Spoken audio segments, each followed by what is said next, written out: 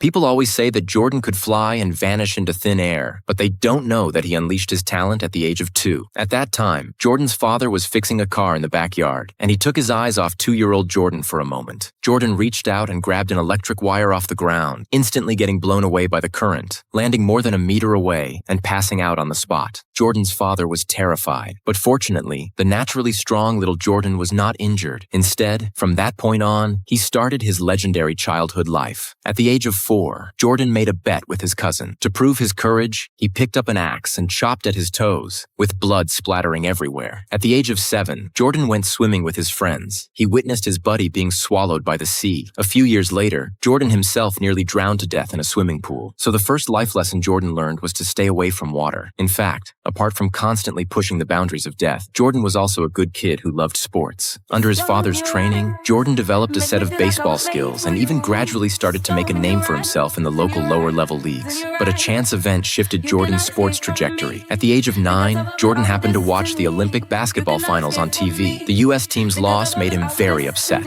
At that time, Jordan vowed to his mother, "I will represent the country and win an Olympic gold medal in the future." To support their child's dream, Jordan's father bought basketballs for the children and installed a simple hoop in the backyard. It was from this point on that the highly competitive Jordan began to focus more on basketball. He watched basketball games every day, diligently studying the technical moves of the athletes on TV. And Jordan's first opponent was his brother Larry Jordan, someone Jordan always looked up to in his life. The two brothers spent all day in the backyard, engaging in one-on-one battles. At that time, although Jordan was taller than his brother could always overwhelm him with his strong physique. Jordan tried his best every time, but he couldn't stop his brother from dunking the ball into the hoop. Later on, the hoop slowly got bent by his brother's dunks. Jordan admits that his brother Larry was the biggest shadow in his basketball career. In his teenage years, his brother was simply a basketball god in Jordan's eyes. The reason why Jordan chose to wear the number 23 later on was also because of his brother Larry's jersey number 45. Jordan believed that if he could be half as good as his brother, that would already be amazing. But Jordan's days of being bullied by his brother on the court soon passed. As his height gradually increased, Jordan found that his brother Larry was no longer his match. He had to go find his next target.